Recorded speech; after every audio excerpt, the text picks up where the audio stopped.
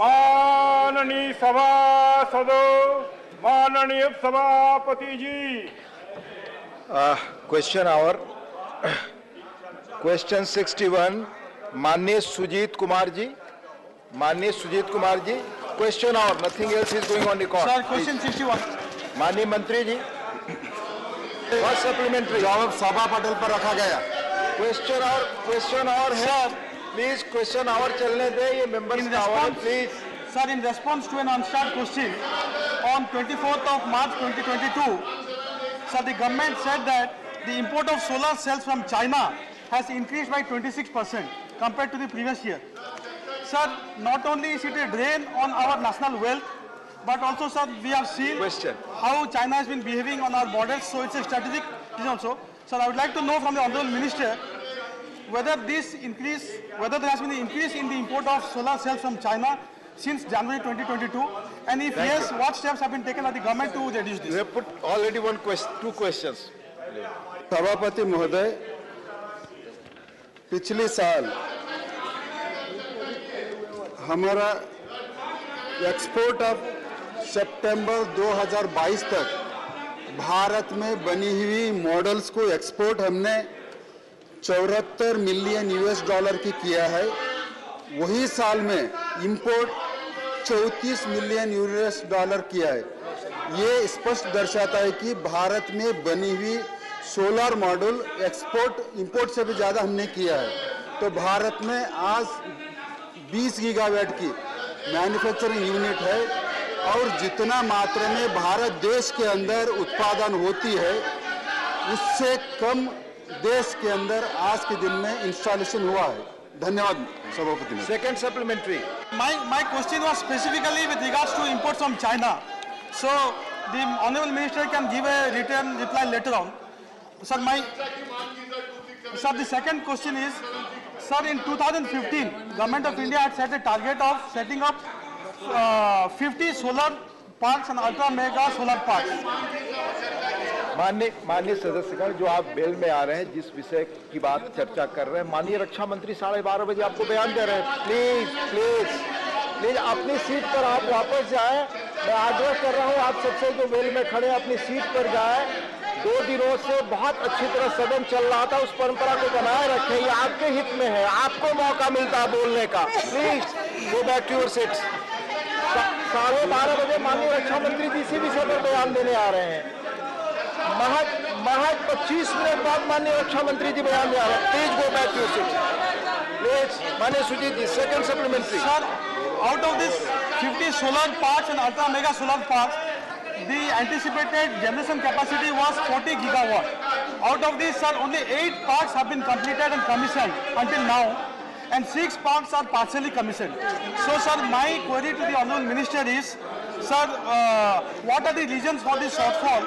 Why the rest 42 solar parks have not been commissioned, and by when will it be commissioned? माननीय मंत्री।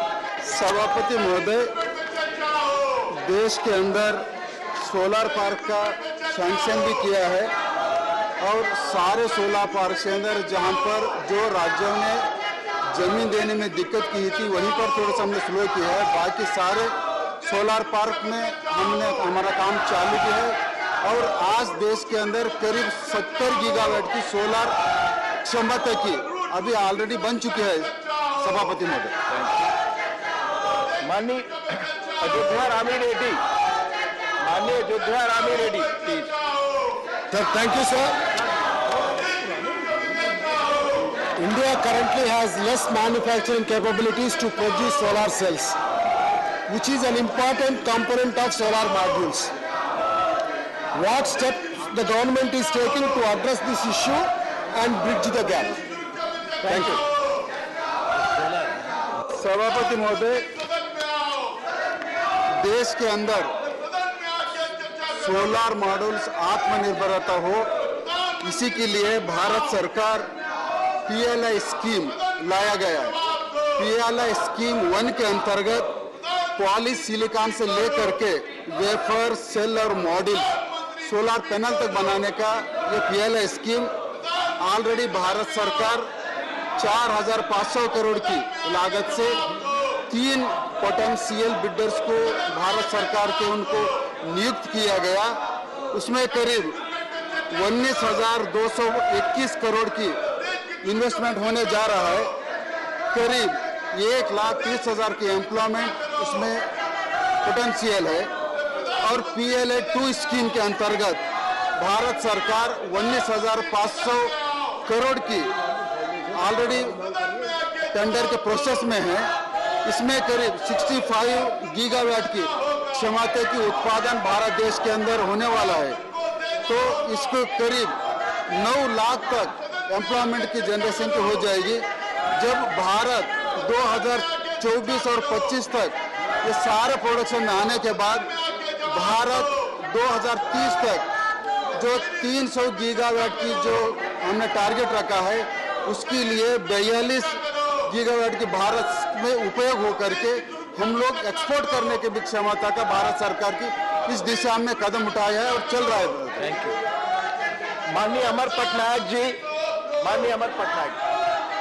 Sir, Honorable Chairman, sir, the reply states that basic customs duty on the import of solar PV cells and modules have been imposed and discontinuation of customs duty concessions.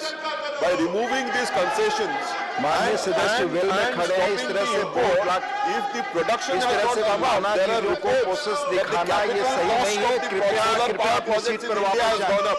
Has the government come across such kind of a demand from the private sector about setting up of solar power plants?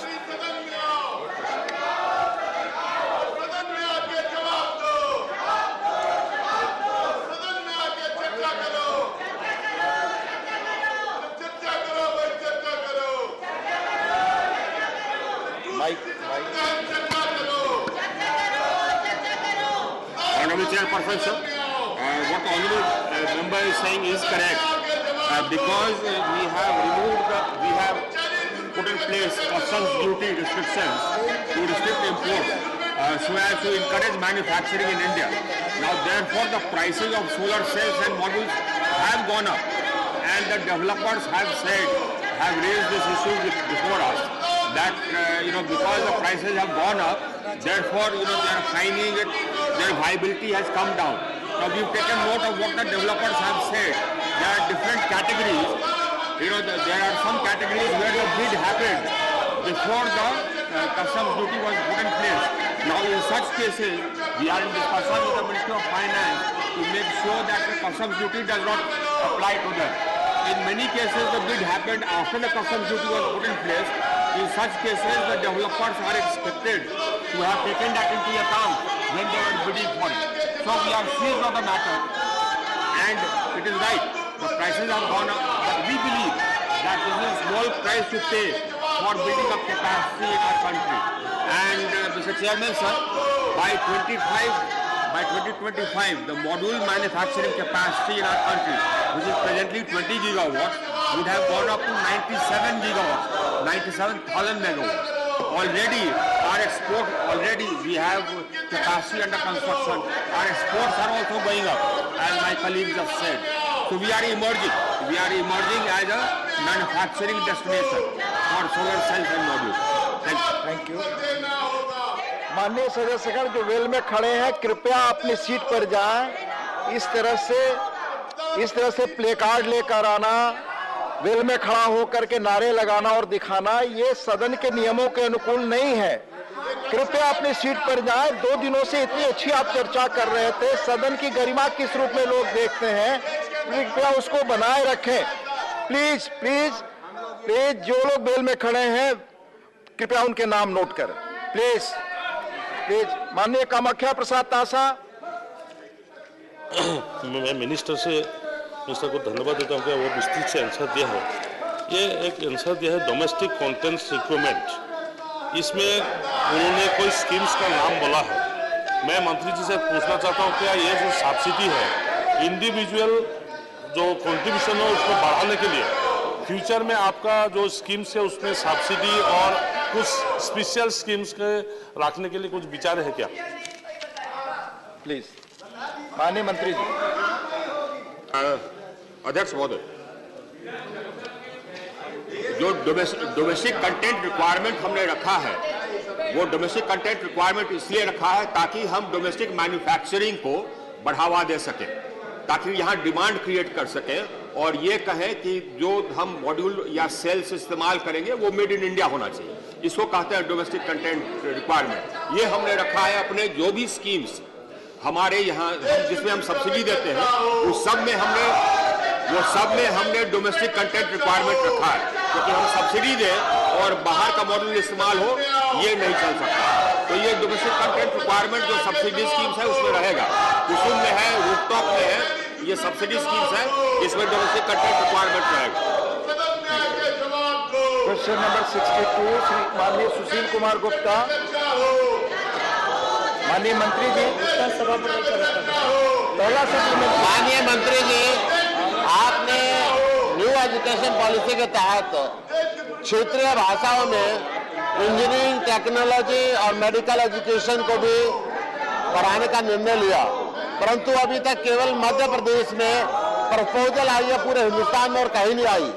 Bharat सरकार इस दिशा में क्या प्रयत्न कर रही है ताकि छात्र अपनी रीजनल लैंग्वेज के अंदर पढ़ सके और छात्रों का, भावी डॉक्टरों का और रोगी का संवाद ठीक से हो सके? धन्यवाद। माननीय सदस्य ने जो प्रश्न पूछा है कि इंजीनियरिंग और मेडिकल स्टूडेंट को अपनी रीजनल लैंग्वेज में उसको पढ़ने का अवसर मिला। मेडिकल एजुकेशन एक थोड़ा सा अलग टाइप का एजुकेशन है और इसलिए उसको एक साथ में यूनिवर्सल नहीं करते हुए मध्य प्रदेश गवर्नमेंट ने रीजनल लैंग्वेज में अपनी सारी किताबें, जो मेडिकल साइंस की किताबें थी, उसको हिंदी में ट्रांसलेट किया और ट्रांसलेट हो जाने के बाद इस बार पायलट प्रोजेक्ट के रूप में मध्य प्रदेश में उसका इम्प्लीमेंटेशन किया है। लेकिन जब लैंग्वेज का विषय है तब तक कई लोगों की ओर से, कई स्टूडेंट की ओर से, कई एजुकेशन इंस्टीट्यूट की ओर से अलग अलग अपनी राय आई है, क्योंकि इसकी एग्जाम भी नीट के माध्यम से होती है। नीट के द्वारा एग्जाम होने के बाद स्टूडेंट कॉलेज को आवंटित किया जाता है। तो सवाल यह है, दूसरा सेंट्रल कोटा है, स्टेट कोटा है, सेंट्रल कोटा से जाने वाले लोग कोई रीजनल लैंग्वेज में पढ़ने के लिए जाए तो यहाँ से कोई तमिलनाडु की रीजनल लैंग्वेज में वहाँ की कॉलेज में उसको एडमिशन मिला तो ये स्टूडेंट अपनी ओर से अपना सुझाव दे रहे हैं कि उससे मुझे तमिल सीखनी पड़ेगी, तमिल है तो उसको यहाँ यूपी में एडमिशन मिला तो उसको हिंदी भी सीखनी पड़ेगी। ये सब विषय उपस्थित हो रहे हैं, इसलिए हमने एक पायलट बेस पर अभी मध्य प्रदेश में स्टार्ट हुआ है। क्या आउटपुट निकलता है, क्या सभी की राय बनती है, उसके आधार पर हम मेडिकल एजुकेशन के लिए आगे बढ़ेंगे। दूसरा सप्लीमेंट्री। मंत्री जी की बात से मैं सहमत हूँ, परंतु हरियाणा के अंदर हरियाणा सरकार मेडिकल छात्रों को बंधक बनाकर रखना चाहती है। 40 लाख रुपए का बोर्ड उनसे मांग रही है। 50 दिन से मेडिकल छात्र हड़ताल के ऊपर बैठे हुए हैं। क्या भारत सरकार भारत के मेडिकल के हमारे मंत्री महोदय उसमें को हस्तक्षेप करेंगे? उन छात्रों के जीवन को तबाह करने के लिए हरियाणा के मुख्यमंत्री ने इस पॉलिसी को बनाया है। मेरा सवाल है, क्या वो बोर्ड पॉलिसी खत्म करने के लिए भारत सरकार कोई निर्णय लेगी? धन्यवाद। माननीय अध्यक्ष महोदय, मेडिकल एजुकेशन पूरा होने के बाद जिस स्टेट में मेडिकल एजुकेशन स्टूडेंट लेते हैं उसके पीछे एवरेज स्टेट गवर्नमेंट अपने स्टूडेंट के लिए 1 करोड़ से 1.5 करोड़ रुपए खर्च करके अपने एक डॉक्टर बनाती है और सब स्टेट गवर्नमेंट अपनी अपनी तरह से, सेंट्रल गवर्नमेंट का काम है हमें एनएमसी के माध्यम से मेडिकल कॉलेज को एफिलिएशन देना, उसका सिलेबस तय करना, और सब स्टेट गवर्नमेंट मेडिकल कॉलेज चलाती है। स्टेट गवर्नमेंट मेडिकल कॉलेज चलाने के बाद वहाँ जो स्टूडेंट तैयार होकर डॉक्टर बन के आता है उसके पास स्टेट गवर्नमेंट अपनी अपनी तरह से बॉन्ड का प्रावधान रखते हैं, कितने समय तक का बॉन्ड हो, कितने पीरियड के लिए उसको गवर्नमेंट में सेवा देनी है, वो गवर्नमेंट में सेवा ना दे तो कितने उसको बॉन्ड तय करना है। ये सब तय करने के लिए स्टेट गवर्नमेंट डिसीजन करती है।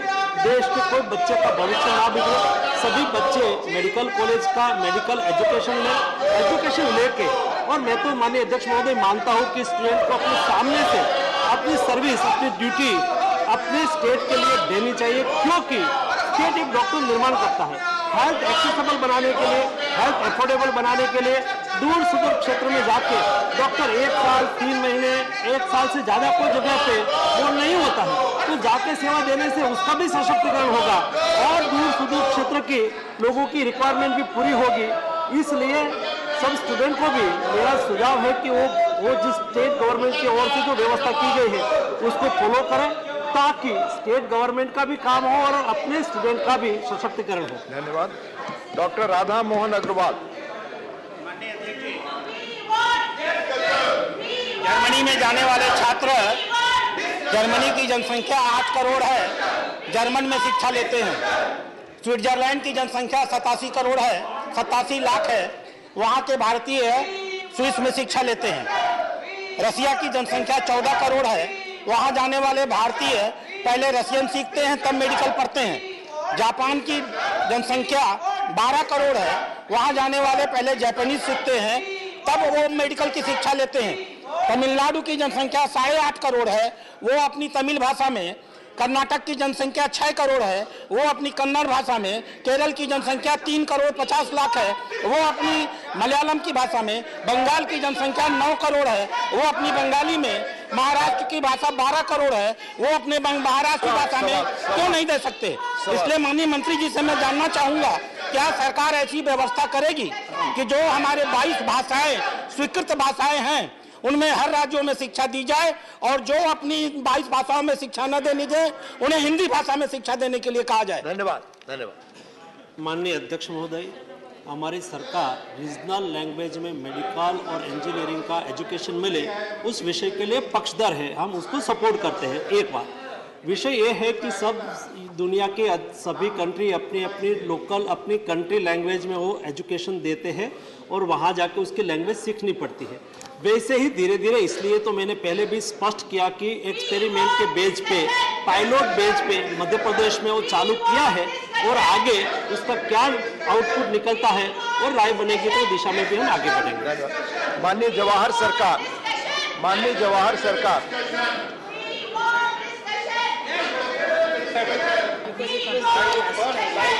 This issue of 267 to be discussed.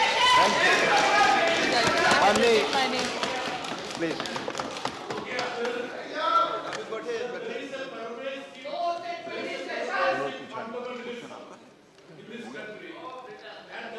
Applicable for this so-called picking up regional language for medical education. Thank you. Sir, my question is that, is the government aware about the fact that there is 50% all India quota and the students from the south will have to come to the north and from the north will have to go to the south? If we introduce regional language, how is it that the students are going to get proper education? And they should be rather concentrating on infrastructure and schooling. Thank you, John Britas. माननीय अध्यक्ष महोदय, माननीय सदस्य ने जो questions rise किया है वो विषय पर ही मैंने पहले बोल चुका हूँ कि हमें देखना होगा कि स्टेट गवर्नमेंट, क्योंकि अभी नीट के द्वारा एग्जाम ली जाती है, नीट के द्वारा एग्जाम लेने के बाद सेंट्रल कोटा भी होता है। सेंट्रल कोटा जिस स्टेट में स्टूडेंट जाएंगे वो म्यूचुअल जाएंगे, वो तो सारा केरला के स्टूडेंट को यूपी में भी एडमिशन मिल सकता है, यूपी के स्टूडेंट को नॉर्थ ईस्ट के कोई स्टेट में भी एडमिशन मिल सकता है। ऐसे स्टूडेंट को कोई जगह पे एडमिशन मिलने के बाद उसका एजुकेशन को सफर नहीं करना चाहिए, नहीं होना चाहिए और स्टूडेंट को समान अवसर मिलना चाहिए। उसके साथ हमें ये भी देखना है कि सीट खाली भी नहीं रहनी चाहिए। इसलिए हम पायलट कर रहे हैं और पायलट बेस के आधार पर उस वक्त हम सभी स्टेट के साथ भी कंसल्टेशन कर रहे हैं ताकि स्टेट की ओर से क्या राय आ रही है, एनएमसी से कंसल्टेशन कर रहे हैं। इसलिए सारी चीजों को देखते हुए हम आगे डिसीजन करेंगे, ये बहुत स्पष्ट है। I appreciate the Honorable Minister's reply. At the same time, sir, I want to make it very clear. We cannot call the language regional languages. All languages, national languages. First, sir. Second, sir, as the minister, our Honorable Prime Minister is encouraging all the languages of our country to promote. Giving the education, medicine also, in the national language, Tamil also, we want to encourage that. Thank you. I want to ask the Minister whether the minister will come forward to finance to the concerned governments, including Please, Tamil Nadu, please. to Tamil Nadu to promote the education. Please, no. I'll move to other question. Please. Education in Please, I'll move to other. Sorry, Tamil. Please, it's a state. Tamil education. Please, you have to put question. You have. आपने अपना opinion बताया. I think it's not a question. Even when minister wants to speak, he can speak. अध्यक्ष महोदय, सभी state अपने अपने state में regional language में एजुकेशन सभी सब्जेक्ट का करे, इस दिशा में सभी स्टेट गवर्नमेंट भी प्रयास कर रहे हैं. भारत सरकार किसी ऐसा एजुकेशन पर आपत्ति नहीं जता रही है. हम चाहते हैं कि सभी रीजनल लैंग्वेज नेशनल लैंग्वेज है, और नेशनल लैंग्वेज में वो अपना स्टेट में एजुकेशन करें, वो स्टेट गवर्नमेंट का अपना राइट है. तो सेंट्रल गवर्नमेंट और स्टेट गवर्नमेंट की जब सिनर्जी और कई एजुकेशन, फॉर एग्जांपल नीट है, वैसे IIT है, ऐसे सब क्षेत्र है जिसमें स्टेट और सेंट्रल दोनों का कोटा है. ऐसी चीजों में थोड़ा ध्यान करने की आवश्यकता होती है. बाकी सभी लैंग्वेज में एजुकेशन कर सकते हैं. Thank you. Question number 63 is माननीय R. Girirajan. Mr. R. Girirajan. माननीय मंत्री जी. Thank you, sir. First supplementary. Thank you, Chairman, sir. CSR is a mandatory, not an obligation or charity. The information regarding CSR spending by companies are insufficient and difficult to a person to access. The Parliamentary Standing Committee on Finance has recommended that a third-party audit of CSR spending may be carried out, which would bring about transparency in CSR disclosure and accountability of companies in their CSR spending.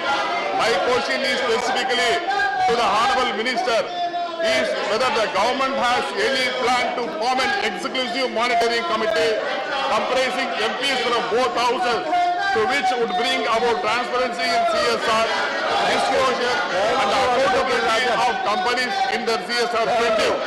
Tertiary education. You have put your question. Okay. You have put your question. Thank you.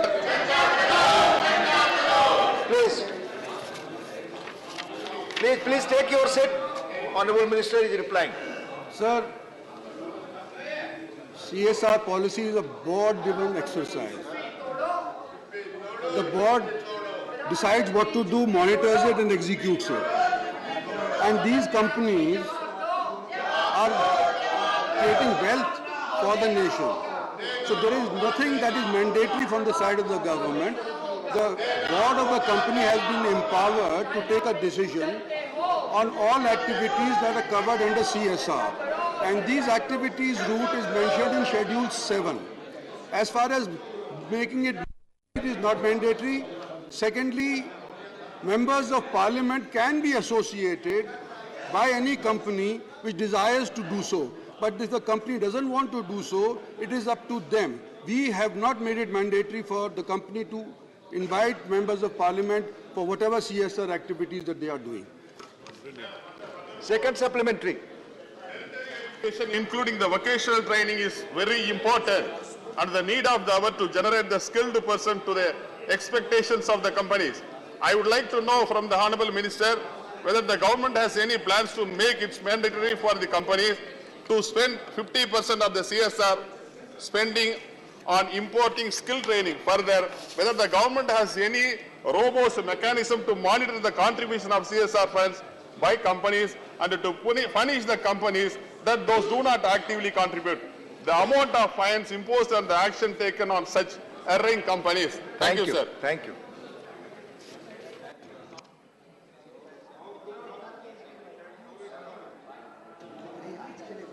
Of the Companies Act, enter area covers education.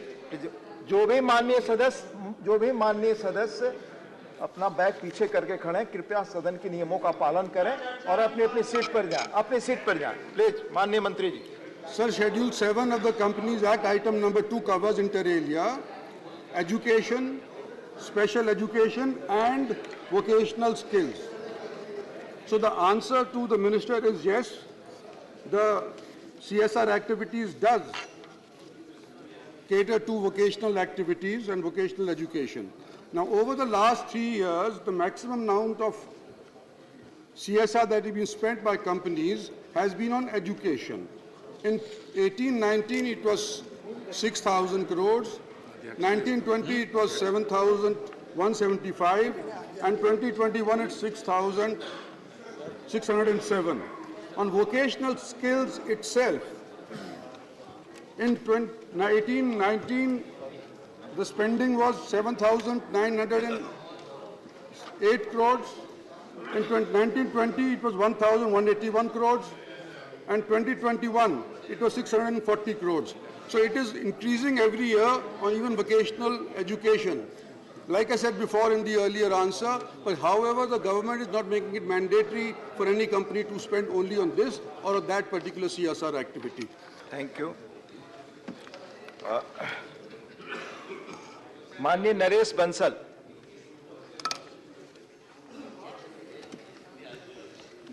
धन्यवाद उपसभापति जी। मैं माननीय corporate affairs minister जी से जानना चाहता हूं कि बहुत सारी कंपनियां अपने CSR का फंड उसी वित्तीय वर्ष में खर्च नहीं करती है। क्या सरकार की कोई ऐसी योजना है कि वो उसी वर्ष में, वित्तीय वर्ष में उस फंड को खर्च कर सके? उसकी कोई मॉनिटरिंग है क्या? सर, आमतौर के ऊपर जो CSR एक्टिविटीज़ है वो पिछले साल के मुनाफे के ऊपर तय की जाती है। जो 5 करोड़ से अव्वल मुनाफा किसी कंपनी ने कमाया है तो अगले साल के अंदर उसको खर्च करना पड़ता है। माननीय सदस्य दुरुस्त फरमा रहे हैं कि कई बार वो अगले साल के अंदर वो खर्च नहीं कर पाती, और ख़ास तौर पे क्योंकि कोविड का प्रकोप पिछले 2-3 सालों से रहा था तो ये नहीं कर पाए। अब उसके लिए सरकार ने क्या प्रावधान करा है वो ये है कि अगर उस फाइनेंशियल ईयर के अंदर उन्होंने, बोर्ड ने तय कर लिया है कि हमने ये फलाना प्रोजेक्ट लेना है और उस साल के अंदर वो प्रोजेक्ट कंप्लीट नहीं कर पाते हैं, तो उनको एक विंडो दी गई है कि साल के उपरांत, साल खत्म होने के उपरांत वो 1 महीने के अंदर अंदर एक सेपरेट अकाउंट बैंक के अंदर खोलें जिसका नाम होगा CSR अकाउंट। उस CSR अकाउंट के अंदर जो भी पैसा उन्होंने खर्च करना होता है उस एक्टिविटी के ऊपर, उसके अंदर डालना होता है, और फिर 3 साल तक उसको वो खर्च करना पड़ता है। अगर 3 साल के अंदर फिर भी वो पूरा अमाउंट खर्च नहीं हुआ तो ये फिर फंड रूट है, जैसे गंगा एक्शन प्लान है, डिजास्टर मैनेजमेंट है, इसके अंदर उस पैसे को खर्च करना पड़ता है।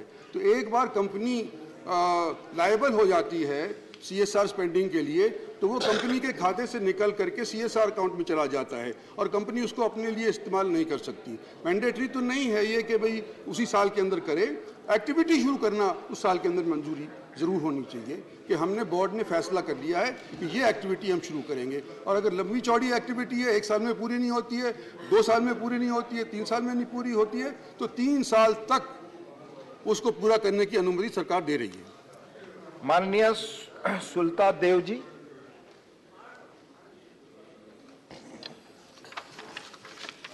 धन्यवाद डिप्टी चेयरमैन सर, मुझे बोलने के लिए, मौका देने के लिए। एक सवाल है कि जो CSR का पैसा खर्चा होता है यहाँ पर एजुकेशन, स्पेशल एजुकेशन और वोकेशनल स्किल में, मैं ये जानना चाहती हूँ वोकेशनल स्किल में अभी कोविड के चलते बहुत सारे महिला है जो SSG ग्रुप है वो घर में भी बैठे रहे 2 साल से। अगर वोकेशनल स्किल का ट्रेनिंग का प्रोविज़न है, कोई वोकेशनल स्किल जो SSG महिला है उनके लिए प्रावधान किया गया था कि नहीं? अगर किया गया था, कौन से स्टेट में कितना है? मैं खासकर जानना चाहूँगी कि उड़ीसा में 70 लाख SSG वुमेन्स ग्रुप है, उनको कितना वोकेशनल ट्रेनिंग दिया गया है? Thank you. वोकेशनल ट्रेनिंग, जैसे मैंने पहले भी जवाब में फरमाया था कि ये एक अलाउड एक्टिविटी है और हर एक कंपनी को जो खर्च करती है CSR उसको हर साल अक्टूबर के महीने के बाद 6 महीने के पीछे 1 महीना मिलता है अक्टूबर तक का, जो MCA 21 के अंदर उसको ये दिखाना पड़ता है कि हमने इस एक्टिविटी के ऊपर इस प्रांत के अंदर इतना खर्चा किया है। तो अगर उड़ीसा की बात करती है तो MCM 21 के तहत जो फाइलिंग हुई है www.csr.in गवर्नमेंट की जो पोर्टल है उसके अंदर आपको देखेंगी तो आपको मालूम चल जाएगा कि कितना खर्चा इस एक्टिविटी के ऊपर उड़ीसा के अंदर हुआ है। Doctor V. Sivadasan. Here, major share of the fund in social activities state governments are spending. So after the GST, the state government is facing huge financial crisis. So here my question is, government is given the permission to the public sector companies and corporates to given their corporate CSR fund to the Exemption. PM Care Fund. But then why the union government is not ready to give the permission to the public sector companies and corporate companies to contribute their CSR fund to the CMDRF? So this is my question. This is very injustice. So I request the reply from the minister. Thank you. माननीय मंत्री जी, 11:30 बज चुके हैं। माननीय सदस्यगण, माननीय रक्षा मंत्री जी का बयान होगा अभी। स्टेटमेंट आपको हाथ में मिल रहा है, अभी बट रहा है स्टेटमेंट। माननीय रक्षा मंत्री जी, प्लीज स्टेटमेंट मिल रहा है, please please please. No no, माननीय रक्षा मंत्री जी, आप कॉल वाले रक्षा मंत्री जी, नो। माननीय रक्षा मंत्री जी अपना बयान। आदरणीय उपसभापति महोदय, मैं इस गरिमामयी सदन को अरुणाचल प्रदेश के तवांग सेक्टर में हमारी सीमा पर 9 दिसंबर 2022 को हुई एक घटना के बारे में अवगत कराना चाहूंगा। उपसभापति महोदय, 9 दिसंबर 2022 को चाइनीज पीएलए ट्रुप्स ने तवांग सेक्टर के यांगसे एरिया में लाइन ऑफ एक्चुअल कंट्रोल पर अतिक्रमण कर स्टेटस को एक तरफा बदलने का प्रयास किया। चाइना के इस प्रयास का हमारी सेना ने दृढ़ता के साथ सामना किया। उपसभापति महोदय, और सदन को यह भी बताना चाहूंगा, इस फेस ऑफ में हाथापाई भी हुई और भारतीय सेना ने बहादुरी से पीएलए को हमारी टेरिटरी में अतिक्रमण करने से रोका और उन्हें उनकी पोस्ट पर वापस जाने के लिए मजबूर कर दिया। इस झड़प में दोनों ओर के सैनिकों को कुछ चोटें आई हैं।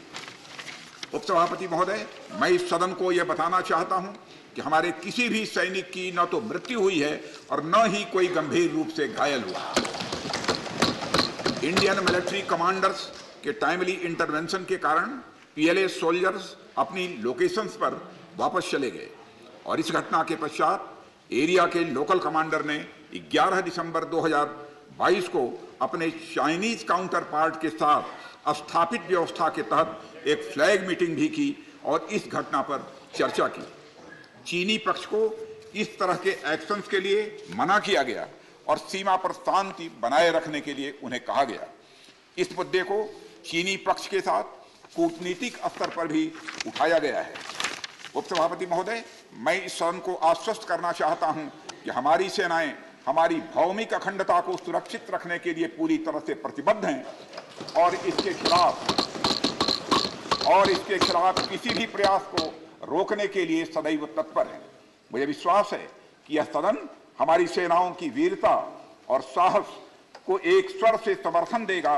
और अध्यक्ष महोदय, मैं आश्वस्त हूं कि यह संसद बिना किसी संशय के भारत की सेना की क्षमता, शौर्य, पराक्रम और प्रतिबद्धता का भी अभिनंदन करेगी। धन्यवाद। धन्यवाद। प्लीज माननीय रक्षा मंत्री के अरुणाचल प्रदेश के तवांग सेक्टर में 9 दिसंबर 2022 को जो घटना घटी उसके बारे में एक विस्तृत वक्तव्य सदन के समक्ष रखा है। माननीय सदस्यगण, हमारी सेनाएं पूरी मुस्तैदी और ताकत के साथ हमारी सीमाओं पर तैनात हैं और उनके शौर्य और वीरता पर पूरे सदन को हम सबको विश्वास और भरोसा है। देश की सीमाओं की सुरक्षा और संप्रभुता के लिए सर्वोच्च बलिदान देने में भी हमारे सैनिक सदैव तत्पर हैं और रहेंगे। माननीय सदस्य, यह एक संवेदनशील विषय है। जैसा माननीय रक्षा मंत्री जी ने बताया, सरकार उत्पन्न हुई स्थिति को पूरी गंभीरता के साथ ले रही है और सभी आवश्यक कदम उठा रही है। मुझे विश्वास है कि इस संवेदनशील मुद्दे पर पूरा सदन एक है और एक मत से हम यह संदेश इस सदन से देना चाहेंगे कि देश की सुरक्षा की चुनौतियों का सामना करने में सभी दल और पूरा देश एक साथ है। माननीय सदस्यगण, मैं आपको बताना चाहूंगा इस सदन के अतीत के कुछ उदाहरण। सेशन नंबर 210 में 6/3/2007 को Naxal attack on Shri Sushil Kumar Mahato MP Lok Sabha, इस विषय पर।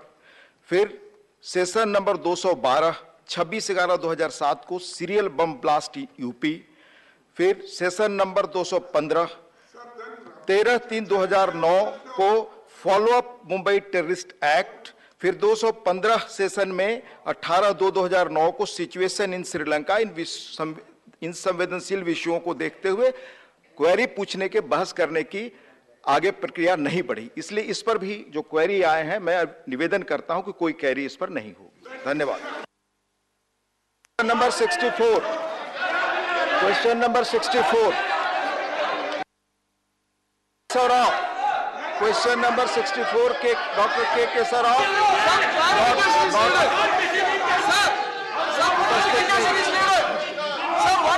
मंत्री जी, question number 64 question number 64 medical students. Some clarification is needed. What is this, sir? What practices are talking about? Doctor DP बत्स, Some clarification is needed, sir. सभापति जी, आपके माध्यम से मैं पूछना चाहता हूं कि यूजी और पीजी, खासकर post graduate medical seats continuously falling vacant हैं। नेशनल मेडिकल कमीशन या हेल्थ मिनिस्ट्री क्यों नहीं इसका स्टैंडर्ड रिलैक्स करके इन सीटों को पूर्ण करती, ताकि देश को अक्षति ना हो।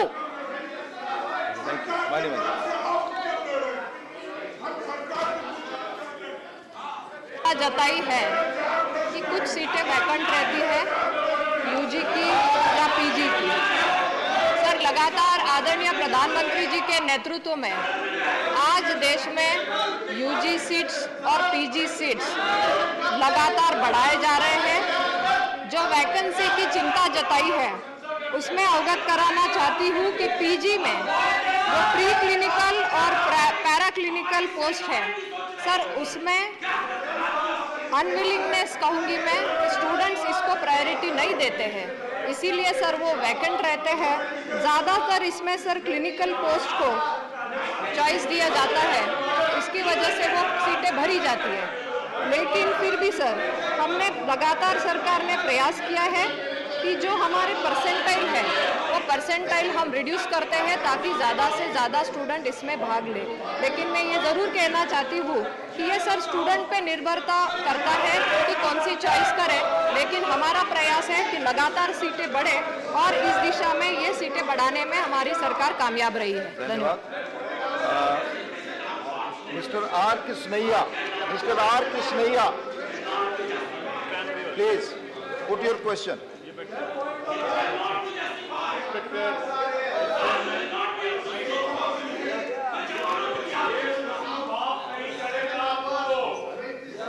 आपने आप चलो।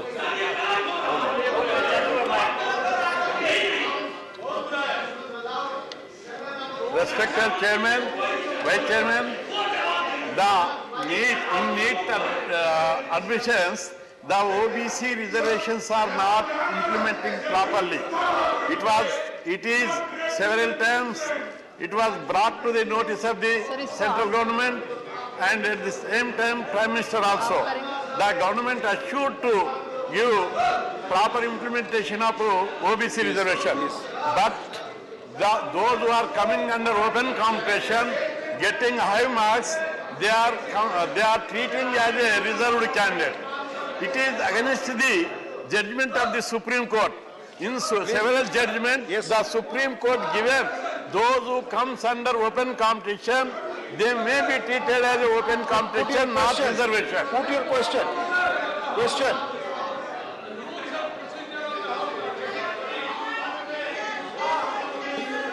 माननीय सदस्य ने जो चिंता जताई है कि ओबीसी आरक्षण का लाभ मेडिकल एजुकेशन में, इसका जो मेडिकल एजुकेशन में ओबीसी आरक्षण का पालन नहीं किया जाता।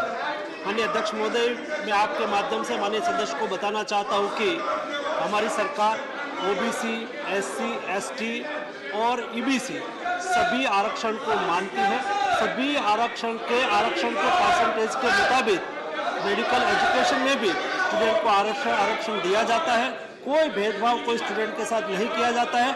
सभी स्टूडेंट जो ओबीसी कैटेगरी के हैं उसको ओबीसी में आरक्षण मिलता है, और ओबीसी एससी एसटी कैटेगरी है वो मेरिट में आता है तो उसके बाहर जाकर भी उसको अपनी पोजीशन मिलती है। इसलिए हर स्टूडेंट को जो रिजर्व कैटेगरी के स्टूडेंट है उसको पूरी अपॉर्चुनिटी हमारी सरकार के द्वारा मिलती है।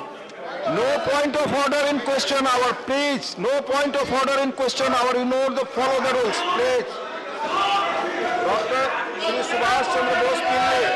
Shri Subhash Chandra Bose Pillai. Shri Subhash Chandra Bose Pillai. Honorable Chairman, sir. Thank you, sir. Even after 5 rounds of admission history, that's approximately 1,405 seats in for the year 2021 session. Due to lack of interest among students in certain medical specializations, since they are usually interested in opting for clinical streams only, I request the Honorable Minister through you, sir, has the government taken any steps to include these streets under clinical streams to address this issue? माननीय अध्यक्ष महोदय, हम medical education में India के student को India में ही opportunity मिले इसलिए लगातार सीटें भी बढ़ा रहे हैं, मेडिकल कॉलेज भी बढ़ा रहे हैं। जब 2014 के पहले हमारे यहाँ जो मेडिकल सीट कुल मिला के थी वो थी 387 थी, वो आज बढ़ा के 67% की बढ़ोतरी के साथ 648 आज के दिन में मेडिकल कॉलेज हमारे यहाँ उपलब्ध है। उसके अलावा देश के स्टूडेंट को देश में पढ़ने की अपॉर्चुनिटी मिले इसलिए हमारे यहाँ सीटों में भी बढ़ोतरी लगातार हो रही है। जो पहले 44,000 सीट थी वो आज 96,000 हो गई है। वैसे ही पीजी में भी हमारी सीट केवल 8 साल में जो 2014 में वो सीट थी 31,000 सीट पीजी की थी, वो आज बढ़ के 64,000 हुई है, यानी कि 105% की बढ़ोतरी हुई है। लगातार हम पीजी की सीट भी बढ़ाते हैं, यूजी की सीट भी बढ़ाते हैं। अभी जो क्वेश्चंस रहा कि कई सीट खाली रह जाती है, वहां स्टूडेंट को अपॉर्चुनिटी नहीं मिलती है। जैसे पीजी की सीट बढ़ती है वैसे वैसे चॉइस भी स्टूडेंट को मिलने लगी है। नॉन क्लिनिकल जो सीटें हैं उसके पर हमने मॉपअप 1, 2, 3, 4 राउंड के बाद मॉपअप राउंड के बाद भी नॉन क्लिनिकल सीट पर स्टूडेंट हमें नहीं मिलते हैं, तो वो सीट खाली हो जाती है। वो स्टूडेंट पर डिपेंड करता है। हम तो सभी के लिए ओपन रखी है, लेकिन हमने तो वहां तक माननीय अध्यक्ष महोदय स्टेप लिया। लास्ट बार मेरे पास एक इंफॉर्मेशन आई थी और कई लोगों ने मुझे एक रिक्वेस्ट किया था, तो सरकार ने सुपर स्पेशलिटी में मेरिट लिस्ट को जाके 0 कर दिया था। जो भी स्टूडेंट जहां भी एडमिशन लेना चाहे वो ले सके, लेकिन भी सीट खाली छूट गई थी क्योंकि स्टूडेंट का वो सिलेक्शन नहीं था, स्टूडेंट की पसंद की नहीं थी। इसलिए जो स्टूडेंट चाहे तब तक, इस बार भी अभी पीजी का राउंड चल रहा है, लेकिन भी हमने 25% रिड्यूस किया नीट का, और उसमें से भी रिड्यूस करके 5% और कम कर रहे हैं ताकि स्टूडेंट को अपने यहाँ एडमिशन लेने की अपॉर्चुनिटी मिले।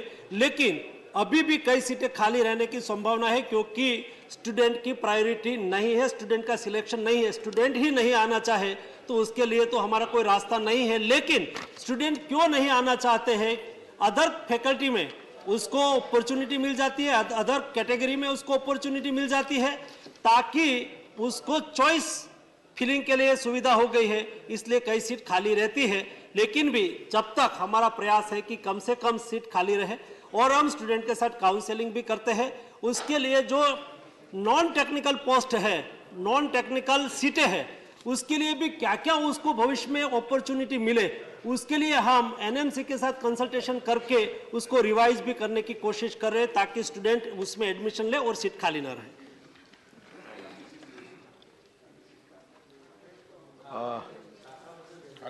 माननीय सदस्यगण, मैं ये बताना चाहूँगा कि माननीय रक्षा मंत्री जी के बयान के समय एक सवाल आया था डॉक्टर वी शिवदासन का, जिसका उत्तर कॉर्पोरेट अफेयर से आना था। मैं आग्रह करूंगा माननीय मंत्री कॉर्पोरेट अफेयर से कि सवाल आपको राज्यसभा की ओर से उपलब्ध करा दिया जाएगा, कृपया उसका जवाब भिजवा दें।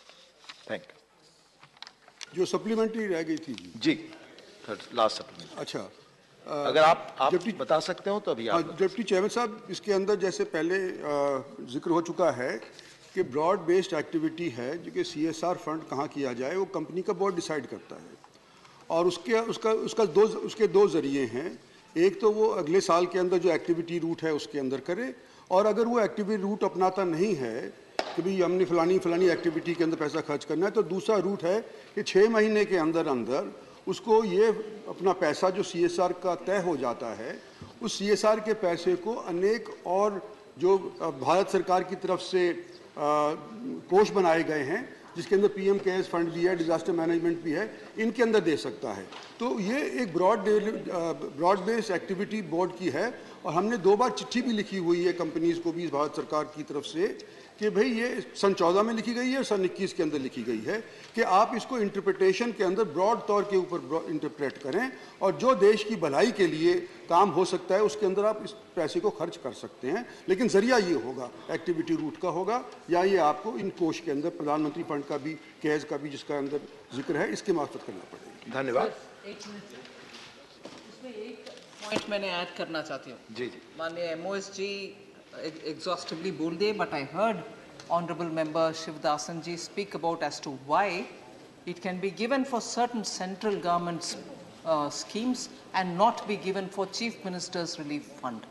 I would like to gently remind the Honorable Member who's not here now that that was very much discussed and thought about during the UPA 2013 when they discussed CSR as a part of the Companies Act, and thought it fit not to do it in favor of the state Chief Minister's Relief Fund. So that is part of what was decided during the previous government, sir. We have not said it should not be given to State Chief Minister's Relief Fund, but that was thought about, discussed and decided so by the then UPA government. Thank you. Question number 65, माननीय Shri Derek O'Brien, not present. माननीय मंत्री जी, जवाब सभा पटल पर रखा है। मंत्री माननीय दिनेश अनगढ़िया जी, अनगढ़िया जी,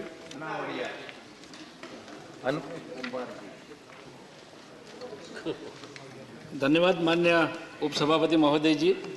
माननीय प्रधानमंत्री श्री मोदी जी की सरकार ने आयुष को बढ़ावा देने के लिए बहुत सारे कदम उठाए हैं। माननीय, मैं आपके माध्यम से मंत्री जी से पूछना चाहता हूं कि आयुष विभाग की दवाइयां अच्छी क्वालिटी की मिले, इसके लिए क्या कदम उठाए गए? माननीय उपसभापति महोदय, जब से प्रधानमंत्री 2014 में प्राइम मिनिस्टर बने तब से आयुष डे बाय डे उसका जो बजट है वो भी 4 गुना बढ़ गया है, और अभी 2 दिन पहले 11 दिसंबर को गोवा में प्रधानमंत्री जी ने 3 बड़ी आयुष इंस्टीट्यूट का ओपनिंग भी किया। उसमें एक आयुर्वेदिक की है, एक यूनानी की है और एक होम्योपैथिक की है। लेकिन आज हमारे माननीय सदस्य ने question quality of Ayush drugs के बारे में पूछा है, तो हमारी जो prescribe drugs and cosmetic act है 1940 एंड रूल्स 1945, उसके अंडर में जो प्रोविजन है उसके अंतर्गत quality control and issuance of the drug licence of Ayurveda, Siddha, Unani and homoeopathic medicine, वो स्टेट ड्रग लाइसेंसिंग अथॉरिटी या स्टेट ड्रग कंट्रोल के अंडर में आता है। और rule 158B of the drugs and cosmetic rule 1945 वो आयुर्वेदिक, सिद्धा एंड यूनानी ड्रग्स के मैन्युफैक्चर के लिए कि जैसे अच्छी क्वालिटी की मेडिसिन बनाए, और 82I वो होम्योपैथिक मेडिसिन के लिए, और गुड मैन्युफैक्चर प्रैक्टिस की वजह से अच्छी मेडिसिन मिल पाए। उसमें schedule T and schedule MI drugs and cosmetic rules का पालन किया जाता है।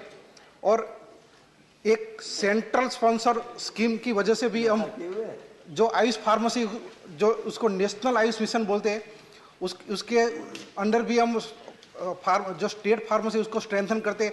इसके अलावा हमारी ओगस्या स्कीम है, वो आयुष गुणवत्ता एवं उत्पादन संवर्धन योजना, उसके वो सेंट्रल सेक्टर्स के, उसके अंदर वो हम आयुष फार्मेसी को स्ट्रेंथनिंग एंड अपग्रेडेशन करते हैं।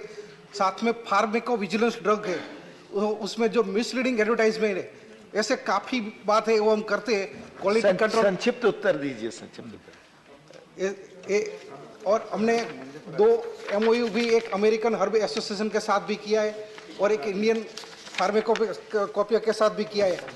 ऐसे डे बाय डे अच्छी क्वालिटी की मेडिसिन नॉट राष्ट्रीय लेवल पर पूरा वर्ल्ड को मिले, इसलिए मोदी जी की गवर्नमेंट और आयुष मिनिस्ट्री के अंडर हम कर रहे हैं। Thank you sir. Thank you. माननीय डॉक्टर अशोक वाजपेयी जी। माननीय उपसभापति जी, आपके माध्यम से माननीय मंत्री जी से जानना चाहूँगा कि आयुर्वेद का उपचार युगों युगों से एक स्थापित उपचार है और जिसके माध्यम से असाध्य रोगों का इलाज होता रहा है, लेकिन मान्यवर आज जो आयुष के प्रति लोगों का विश्वास कम हुआ है उसका कारण है कि हमारी बनने वाली जो दवाएं हैं उनकी गुणवत्ता से समझौता हो रहा है। तमाम सारी फार्मेसी बन गई हैं जो सब स्टैंडर्ड दवाओं को बनाने का काम करती हैं, इसलिए उन दवाओं का आयुष दवाओं का पूरा प्रतिफल नहीं मिलता है। इससे हमारी जो आयुर्वेदिक इलाज पद्धति है वो भी प्रभावित होती है और दुनिया में उसकी ख्याति कम होती है। पहले मान्यवर तमाम सारी भस्म बनती थी, अवलेह बनती थी। मैं आपके माध्यम से माननीय मंत्री जी से जानना चाहूंगा कि जो आयुर्वेदिक दवाएं हैं इनके निर्माणी जो भी इनके उपचार इनके निर्माण के लिए जो भी औषधशालाएं हैं, क्या उनमें दवाओं की गुणवत्ता को मानक के अनुरूप बनाए रखने की दिशा में कोई ठोस कदम सरकार उठाएगी जिससे कि सब स्टैंडर्ड आयुर्वेदिक दवाएं न बने? धन्यवाद। सदस्य ने आयुर्वेदिक मेडिसिन की क्वालिटी के बारे में पूछा है और आयुष सेक्टर काफ़ी बढ़ रहा है। आयुष के पेशेंट भी 2014 से अभी तक डे बाय डे इंक्रीज है और आयुष की यूजी सीट है, पीजी सीट है, मेडिकल स्टूडेंट है, उसकी भी काफ़ी बढ़ोतरी हुई है। ऐसे आयुष सब फार्मेसी को जो हमारे जो उसका जो रूल्स है उसका पालन करना होता है और ये हमारा prescribe drugs and cosmetic act है और उसका जो रूल्स है उसका पालन करके ये सब मेडिसिन बनाई जाती है और कहीं भी हम कुछ ऐसे लुक फॉल नहीं छोड़ते कि मेडिसिन की क्वालिटी कॉम्प्रोमाइज हो। Thank you sir. माननीय नहीं प्लीज माननीय V Vijay Sai Reddy. Thank you, Deputy Chairman, sir. The government is targeting 23 billion Ayush exports by 2025. With the recent release of the Food Safety and Standards Ayurveda Ahara Regulations 2022, published by the Food Standards and Safety Authority of India, that is FFSAI, how does the government intend to conduct research to study the effectiveness of side effects of such medicines, to regulate and certify it as per the international standards so that the targeted exports could be reached? Thank you. माननीय मंत्री जी। माननीय सदस्य ने बहुत ही अच्छा कि quality medicine national और इंटरनेशनल कैसे, तो उसका हमने पहले तो GMP certificate plus certificate of pharmaceutical product as per WHO guideline for herbal products हम सब मेडिसिन की बनाते हैं, plus quality certificate scheme implemented by the Quality Council of India for the grant of Ayush premium mark to Ayurvedic Siddha and Unani product on the basis of third-party evaluation of quality in accordance with the status of the compliance at international standard. ऐसे सब medicine हमारी जो Ayush export की national और international हम export करते सब standard medicine मानकों के अनुकूल हम बना दे। Thank you. Now question number 66 माननीय श्री इमरान प्रतापगढ़ी एब्सेंट। मंत्री जी। Respected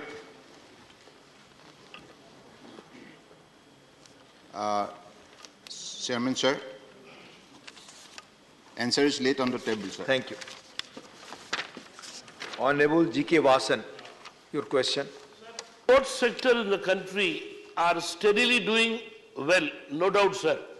But at the same time, sir, I would like to tell the Honorable Minister that minor ports are competitive to the major government ports in the country, sir. I would only like to know from the Honorable Minister what steps the central government has taken to enhance performance parameter for the major ports in the country for the efficiency of functioning of the ports. Thank you, sir. Thank you. Respected Deputy Chairman, sir.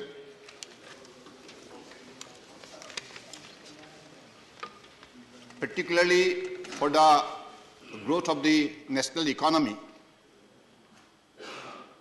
the Ministry of Port, Shipping and Waterways taking a lot of initiative under the able leadership of Honorable Prime Minister Narendra Modi ji.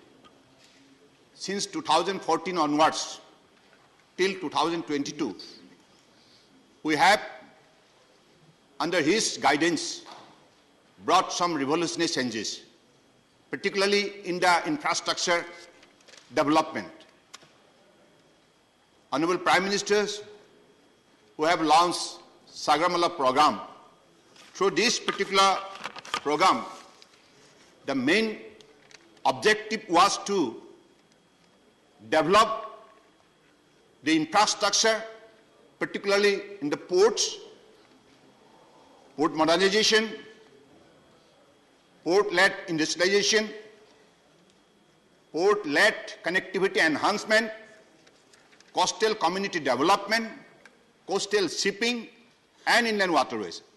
These are all important components of Sagarmala program, and by going through detailed consultation with all the stakeholders, State Maritime Board, state government, union territories, and we have all other stakeholders, we have identified 802 projects, and out of this, so far, 210 projects have already been completed, 220 is under implementation, and 371 is under different stages of implementation.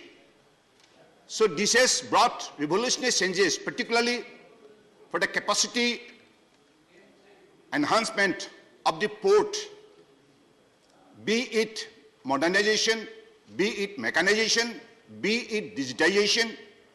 In all aspects, whatever global level of facility needs to be developed, that was being done, and because of this, all the major ports have developed their cargo handling capacity.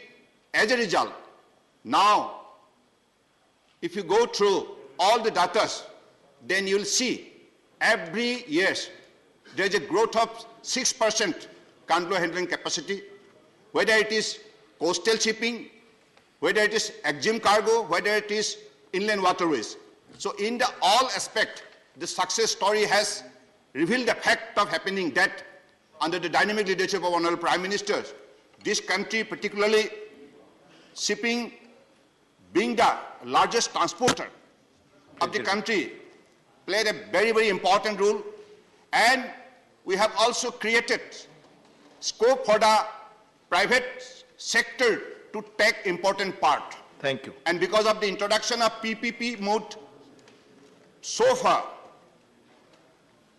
every major port Please have be got the brief. investment. Please be brief because there is other question also. Yeah. So I believe this is how the entire Ministry of Port, Shipping and Waterways is growing with the support of the other stakeholders. Thank you. Dr. Sasmit Patra. Thank you, Honorable Deputy Chairman, sir.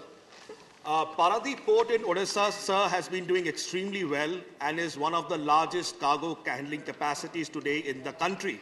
My specific question to the Honorable Minister is, what are the plans and programs that the Ministry is considering to increase the capacity handling and operations of the Paradip Port in Odisha? Paradip Port, one of the largest ports of India, having the capacity of maximum number of bulk cargo handling. And that is why it is become one of the most profit-making ports, and now aiming to become the mega port in the near future. That is why, whether it is Western Dock, Eastern Dock, this kind of project has been brought into place, and by spending several thousand crores, particularly with the equity of the private players, and this has created a lot of attraction, particularly the location and also the environment that is there in the Paradip Port. It is unique, and For your information, by 2047, Paradip port capacity will be more than 5 million ton. This is the target we have set, and just to achieve that target, we are developing all kinds of infrastructure that is required. Honorable members, House stands adjourned till 2 p.m.